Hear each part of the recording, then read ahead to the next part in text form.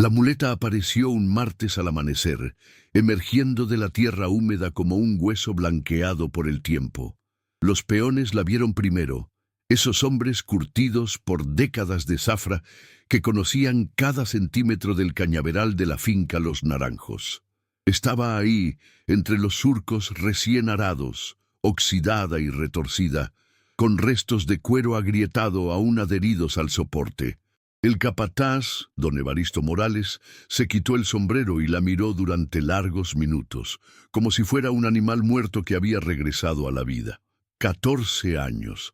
14 años habían pasado desde que Marcos Aguirre desapareció en estos mismos campos, y ahora su muleta emergía del suelo como una acusación silenciosa.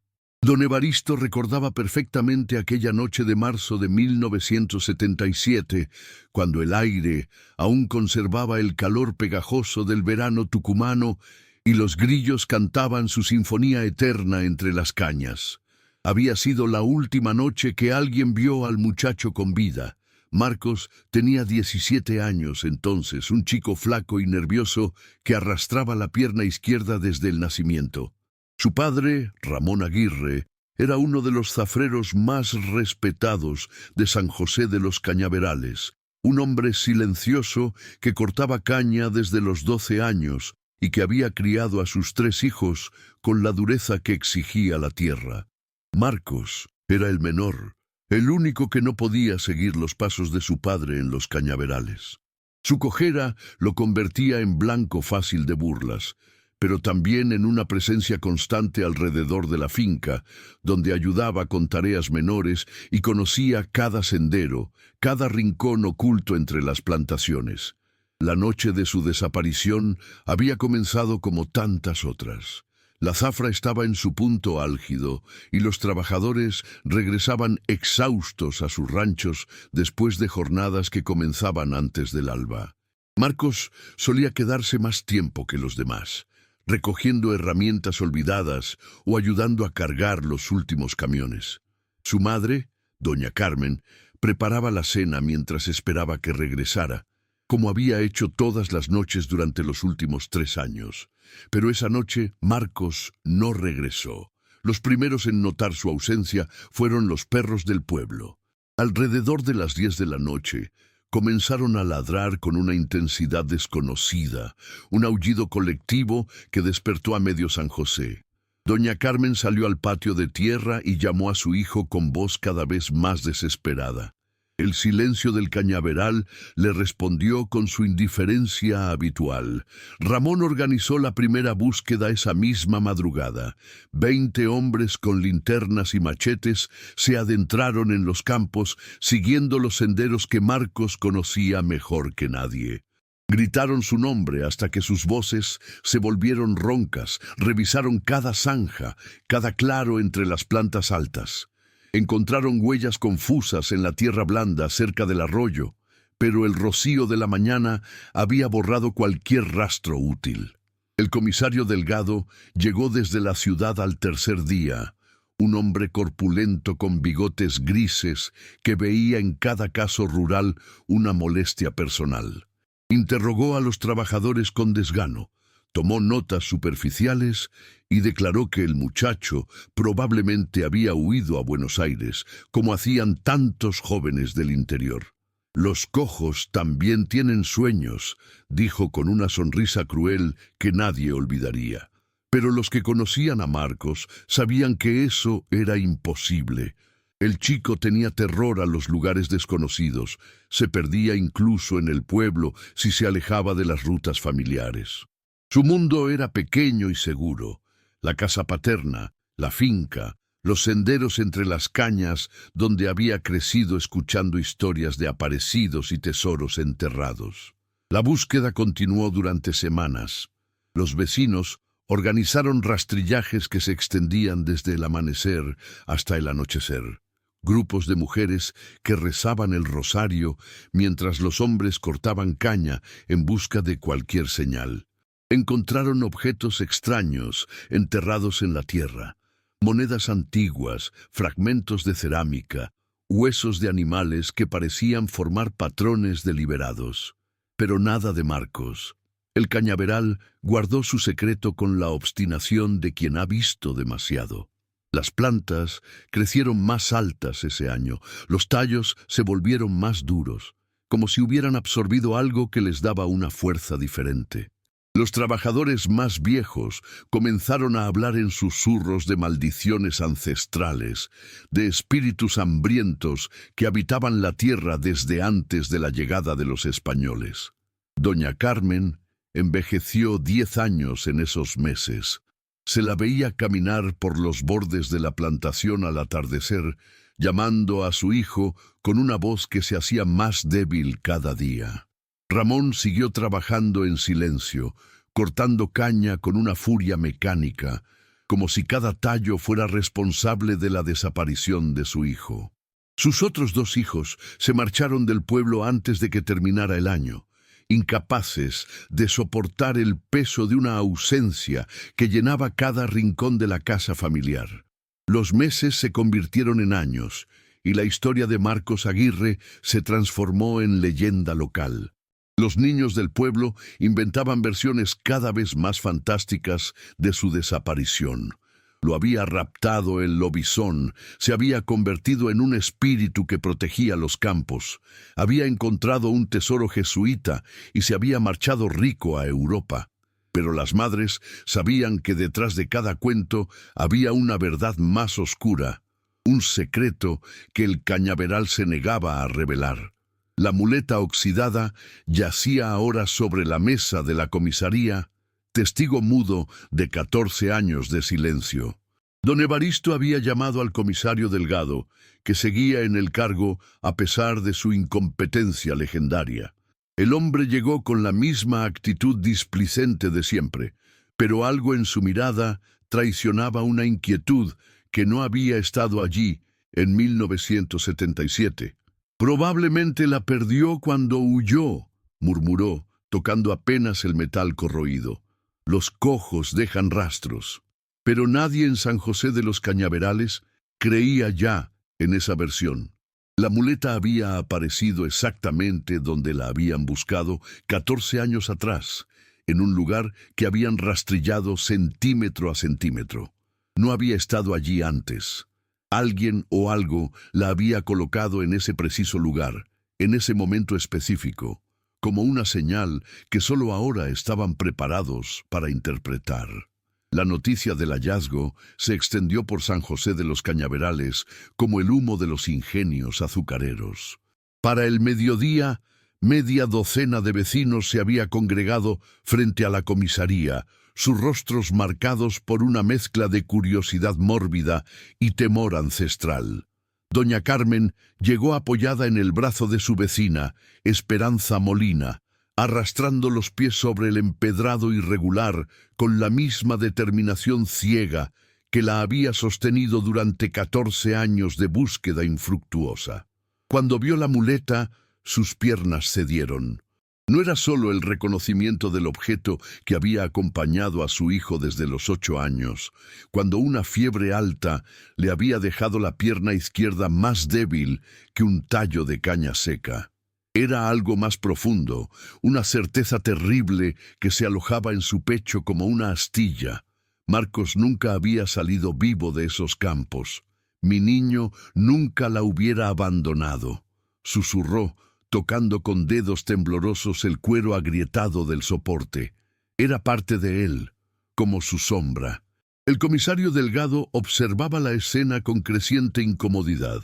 Durante 14 años había logrado mantener cerrado el expediente de Marcos Aguirre, archivado bajo la clasificación de fuga voluntaria que le permitía evitar investigaciones complicadas. Ahora, con esa maldita muleta sobre su escritorio y media población del pueblo mirándolo con ojos acusadores, sentía cómo el pasado regresaba a cobrarle cuentas pendientes. «Habrá que reabrir la investigación», murmuró, más para sí mismo que para los presentes. Las palabras le sabían amargas en la boca.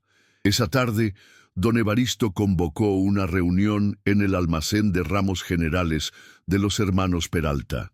Los hombres llegaron después del trabajo, con las manos aún manchadas de tierra y jugo de caña, llevando consigo el silencio pesado de quien ha guardado secretos demasiado tiempo.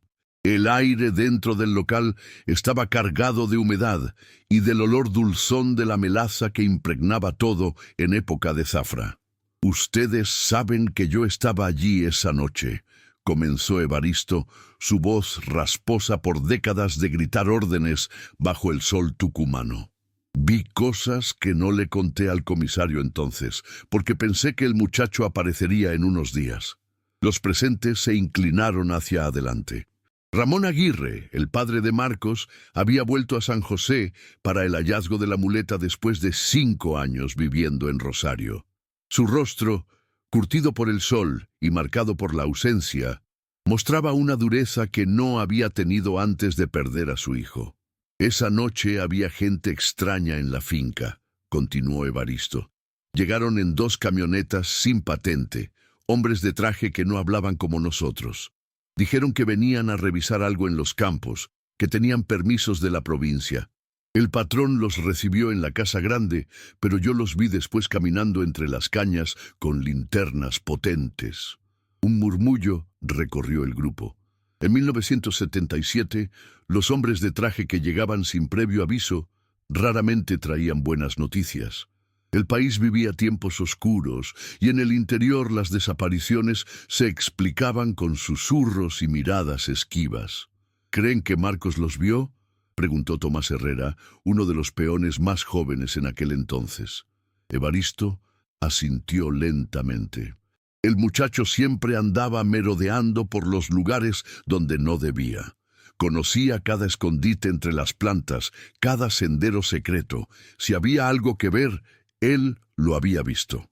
La historia que emergió esa noche en el almacén de los Peralta era un rompecabezas de fragmentos sueltos, recuerdos que habían permanecido enterrados bajo capas de miedo y tiempo. Aparecieron detalles que nadie había mencionado en 1977, los ladridos extraños de los perros en las noches previas al desaparecimiento, como si algo los inquietara desde los campos. Las luces que se veían a veces moviéndose entre las cañas después de medianoche, demasiado altas para ser linternas comunes. El hallazgo de herramientas de excavación abandonadas cerca del arroyo que el capataz había recogido sin hacer preguntas. «Hay algo más», dijo Nicolás Sánchez, el mecánico que reparaba la maquinaria de la finca. «2 días después de que desapareciera Marcos, vinieron a pedirme que arreglara una camioneta. Tenía abollones en el guardabarros y manchas de tierra roja en los neumáticos. Esa tierra no era de aquí, era más oscura, como la que hay cerca del cementerio viejo. El cementerio viejo estaba a 3 kilómetros del pueblo, abandonado desde principios de siglo, cuando se construyó el nuevo camposanto junto a la iglesia. Era un lugar que los lugareños evitaban, lleno de tumbas sin nombres y leyendas sobre apariciones. Los niños no se atrevían a acercarse ni en pleno día y los adultos lo mencionaban solo cuando era estrictamente necesario. «¿Quién trajo la camioneta?», preguntó Ramón con voz ronca. «Uno de esos hombres de traje. No me dio su nombre. Pagó en efectivo y me pidió que no dijera nada. Yo era joven, necesitaba el trabajo». Nicolás bajó la cabeza. Debería haber hablado antes. El silencio se extendió por el almacén como una mancha de aceite. Cada hombre allí presente tenía sus propios recuerdos de esa época, fragmentos de una verdad que habían preferido olvidar. La dictadura había enseñado a toda una generación que hacer preguntas podía ser peligroso, que ver demasiado podía costar la vida. Don Evaristo se levantó y caminó hacia la ventana que daba a los campos. La luna llena iluminaba los cañaverales con una luz plateada que convertía las plantas en un mar de sombras danzantes. Durante 14 años había caminado por esos senderos sin poder sacarse de la cabeza la imagen de Marcos Aguirre, el muchacho cojo que conocía los secretos de la tierra mejor que nadie. «Creo que Marcos vio algo que no debía ver», dijo finalmente. «Y creo que por eso nunca salió vivo de esos campos». La reunión se disolvió cerca de medianoche, los hombres regresando a sus casas con el peso de las revelaciones. Pero la inquietud se había plantado como una semilla en el corazón del pueblo.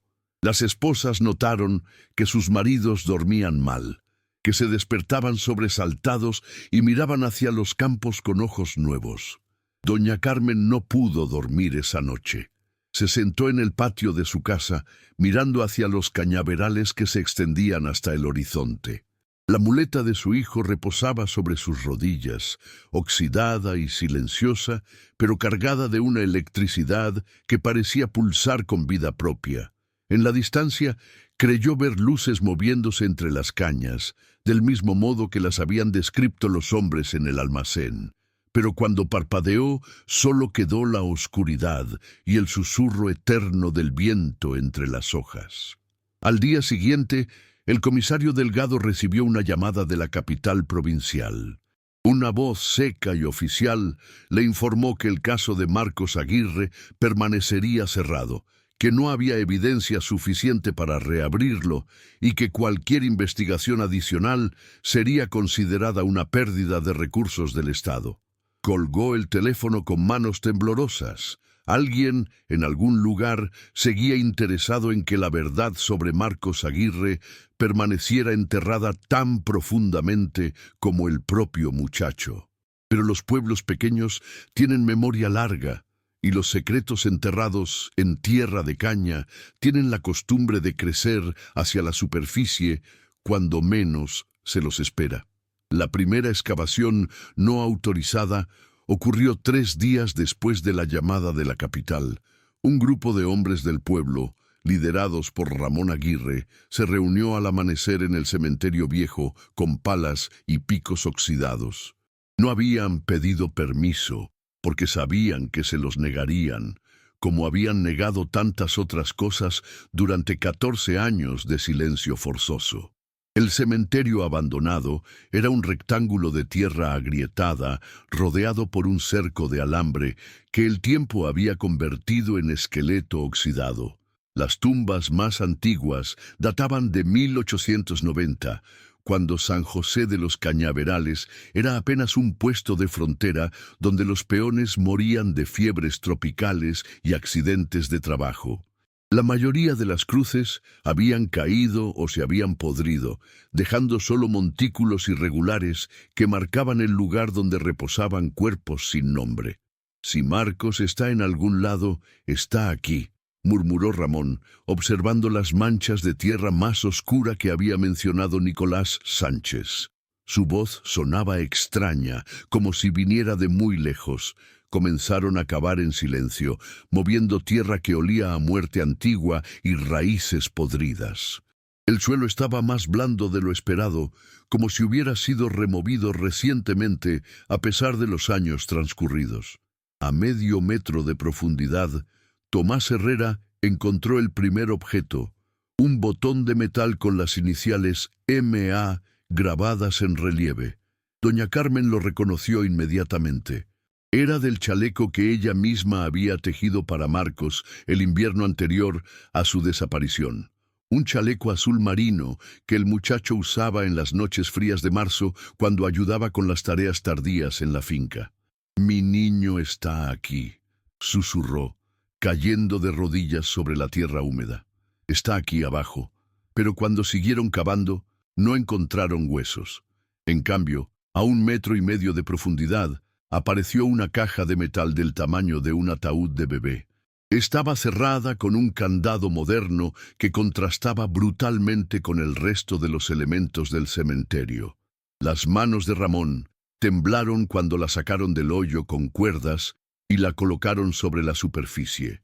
El contenido de la caja los dejó mudos. No había restos humanos, sino documentos envueltos en plástico, fotografías en blanco y negro y mapas detallados de la región. Todo estaba en perfecto estado de conservación, como si hubiera sido enterrado apenas días atrás. Las fotografías mostraban actividades extrañas en los cañaverales durante la década del 70. Hombres uniformados cavando trincheras entre las plantas, camiones militares cargando cajas metálicas, grupos de civiles trabajando bajo supervisión armada. En una de las imágenes, borrosa pero reconocible, aparecía Marcos Aguirre escondido detrás de un grupo de cañas altas, observando la escena con sus ojos de adolescente curioso. Los documentos eran aún más perturbadores. Órdenes escritas a máquina en papel oficial, con sellos de dependencias gubernamentales que ninguno de los hombres reconocía. Hablaban de Operativo Dulce Tierra, de eliminación de testigos potenciales y de enterramiento sanitario en zona rural. Había listas de nombres, direcciones, y entre ellas, con una cruz roja al margen, figuraba Marcos Aguirre, 17 años, discapacitado físico, testigo directo. «Dios mío», murmuró don Evaristo, leyendo por encima del hombro de Ramón. Lo mataron por lo que vio. Pero había algo más en la caja, algo que los heló la sangre a todos. Un mapa detallado del cañaveral de la finca Los Naranjos, con varias zonas marcadas en rojo y numeradas del 1 al 12. Junto a cada número, una fecha entre 1976 y 1978 y una cantidad. Zona 1, marzo 1976, 8 unidades. Zona 5, agosto 1977, 12 unidades. Zona 9, enero 1978, 6 unidades. No hacía falta ser muy inteligente para entender qué significaban esas unidades. Los campos de caña de San José de los Cañaverales habían sido utilizados como cementerio clandestino durante los años más oscuros de la dictadura. Y Marcos, con su curiosidad juvenil y su conocimiento íntimo de cada sendero oculto, había sido testigo de algo que firmó su sentencia de muerte. «Tenemos que llevar esto a la justicia», dijo Tomás, pero su voz sonaba vacía, sin convicción. Ramón levantó la cabeza y miró hacia el pueblo, donde las chimeneas de las casas empezaban a despedir el humo del desayuno. ¿A qué justicia? A Delgado, que recibe órdenes de la capital para mantener todo cerrado. ¿A los jueces que nunca quisieron investigar? El silencio que siguió fue más elocuente que cualquier respuesta. Todos sabían que las mismas fuerzas que habían enterrado esos secretos en 1977 seguían activas, seguían protegiendo sus crímenes con la misma eficiencia burocrática de siempre. Esa tarde, mientras los hombres debatían qué hacer con los documentos, llegó al pueblo una comitiva inesperada.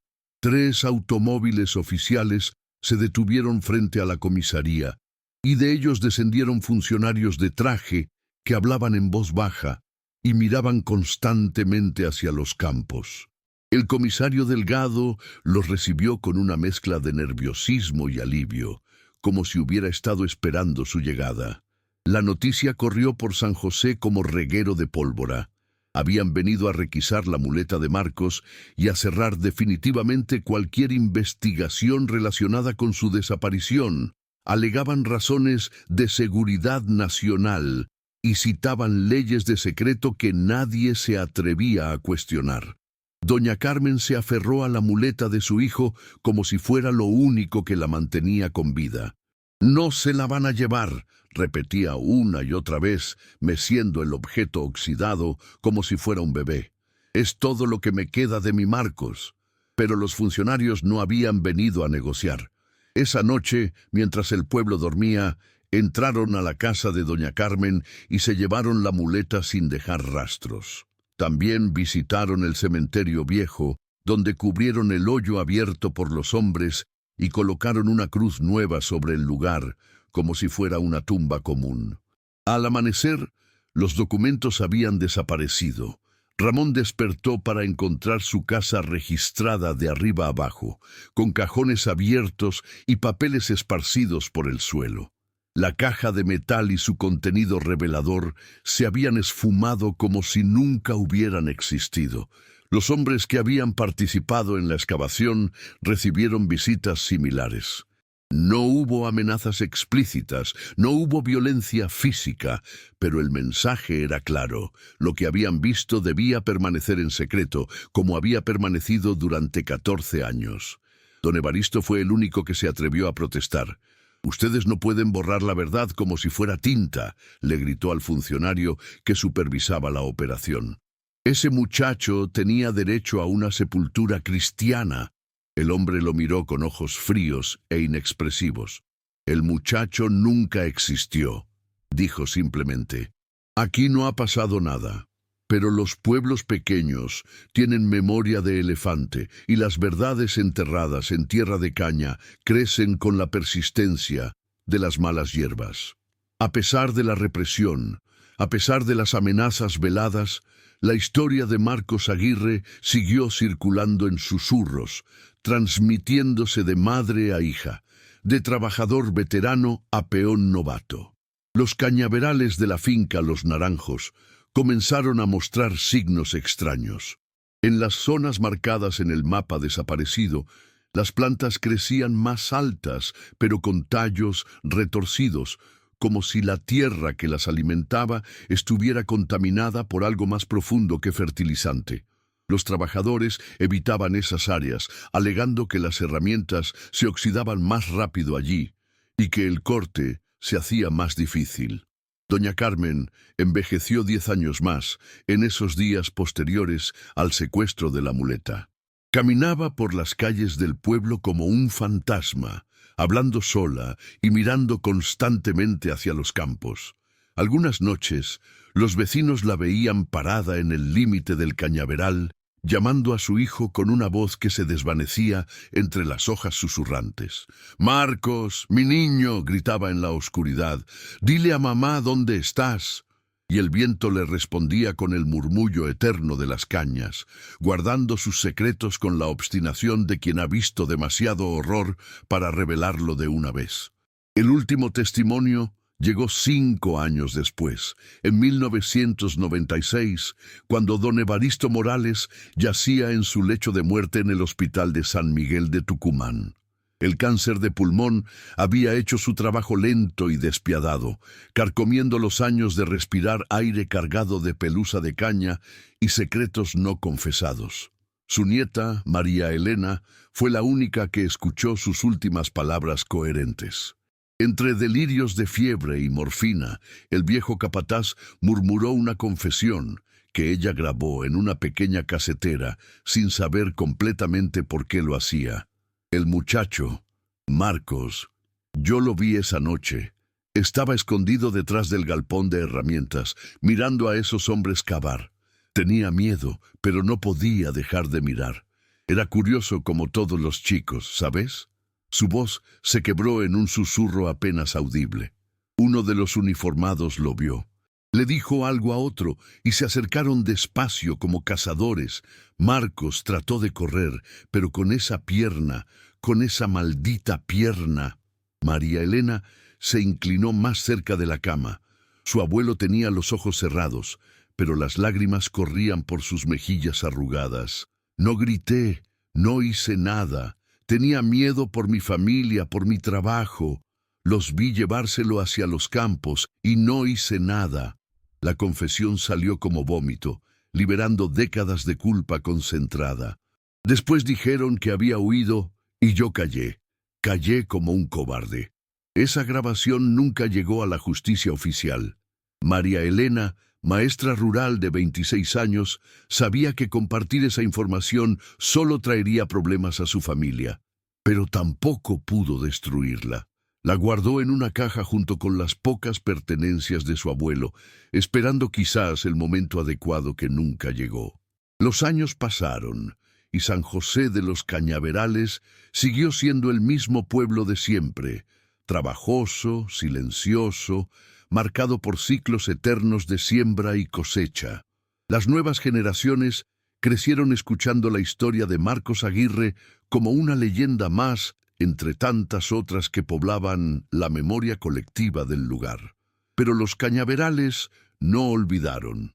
En las zonas donde según el mapa desaparecido habían sido enterradas las unidades, Las plantas siguieron creciendo de manera extraña. Más altas, sí, pero también más duras, con un color ligeramente diferente que solo notaban los trabajadores más experimentados. La tierra parecía más fértil allí, alimentada por nutrientes que preferían no identificar. Doña Carmen murió en el invierno de 1999, a los 78 años. Sus últimas palabras, según su vecina Esperanza Molina, fueron: «Marcos, ya voy llegando, mi niño, espérame». La enterraron en el cementerio nuevo, bajo una cruz simple que llevaba grabadas las fechas de su nacimiento y muerte y una línea en el medio: Madre de Marcos Aguirre, desaparecido en marzo de 1977. Ramón Aguirre nunca regresó al pueblo después del funeral de su esposa. Se quedó en Rosario, trabajando en una fábrica metalúrgica, envejeciendo en el anonimato de una ciudad que no conocía sus secretos. Murió en 2003 sin haber hablado nunca más de su hijo desaparecido. El comisario Delgado se jubiló en 2001, con una pensión generosa y una casa en las sierras de Córdoba. Ocasionalmente regresaba a San José para visitar a parientes lejanos, pero evitaba cuidadosamente caminar cerca de los cañaverales. Los lugareños notaban que nunca permanecía en el pueblo después del anochecer. Los documentos oficiales sobre el caso de Marcos Aguirre desaparecieron de los archivos de la comisaría en algún momento indeterminado de la década del 2000. Según el nuevo comisario, un joven de la capital que había llegado con ideas de modernización, nunca habían existido tales documentos. Marcos Aguirre no figuraba en ningún registro oficial como habitante de San José de los Cañaverales. Pero en 2010, cuando Google Earth comenzó a mostrar imágenes satelitales detalladas de la región, algunos observadores atentos notaron anomalías en los campos de la antigua finca Los Naranjos. Patrones rectangulares en la vegetación, zonas donde las plantas crecían con colores ligeramente diferentes, formando lo que parecían ser hileras organizadas que no correspondían a métodos agrícolas convencionales. Un periodista de investigación de Buenos Aires, especializado en casos de derechos humanos, visitó San José en 2015, siguiendo pistas sobre cementerios clandestinos en el interior. Los lugareños lo recibieron con la hospitalidad característica del interior argentino, pero nadie quiso hablar sobre desapariciones durante la dictadura. «Acá no pasó nada raro», le dijeron una y otra vez. San José siempre fue un pueblo tranquilo. Solo una persona se atrevió a murmurar algo diferente: María Elena, la nieta de don Evaristo, que para entonces trabajaba como directora de la escuela primaria. Le habló del caso de Marcos Aguirre, de las historias que circulaban en susurros, de la muleta que había aparecido y desaparecido como un fantasma. «Hay secretos enterrados en esos campos», le dijo, señalando hacia los cañaverales que se extendían hasta el horizonte, «secretos que la tierra no quiere soltar». El periodista investigó durante semanas, pero no encontró documentación oficial, testimonios verificables ni evidencias concretas. Su artículo, publicado en un diario de circulación nacional, mencionaba brevemente el caso de Marcos Aguirre como una leyenda local sin sustento documental. Hoy, más de 40 años después de aquella noche de marzo de 1977, los cañaverales de San José de los Cañaverales siguen creciendo sobre sus secretos enterrados. Las plantas suben hacia el cielo tucumano con la fuerza de quien se alimenta de verdades ocultas, mecidas por el viento que arrastra susurros de historias que nadie quiere recordar. Los turistas que ocasionalmente visitan la región por el turismo del azúcar encuentran paisajes hermosos, gente amable y un silencio profundo que parece emanar de la tierra misma. No saben que caminan sobre un cementerio, que esas plantas tan verdes y altas crecen alimentadas por huesos que nunca tuvieron sepultura cristiana. Y en las noches de luna llena, Cuando el viento sopla desde los campos hacia el pueblo, algunas personas juran escuchar todavía el sonido metálico de una muleta arrastrándose entre los surcos, buscando el camino de regreso a casa que nunca pudo encontrar. La verdad sobre Marcos Aguirre sigue enterrada en algún lugar entre las raíces de la caña de azúcar, esperando quizás el momento en que alguien tenga el coraje suficiente para enfrentar los fantasmas del pasado.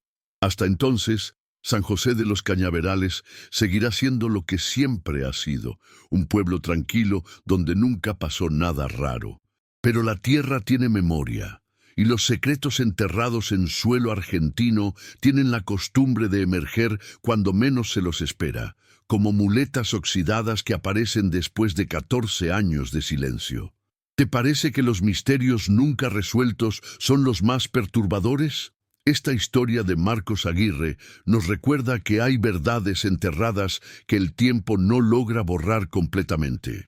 Si te inquietó esta investigación sobre los secretos ocultos en los cañaverales tucumanos, dale me gusta al video. Suscríbete al canal para más casos sin resolver del interior argentino. Y cuéntanos en los comentarios, ¿crees que hay lugares en tu región que guardan secretos similares? La historia argentina está llena de misterios esperando ser contados. Gracias por acompañarnos en este viaje por los rincones más oscuros de nuestra memoria colectiva.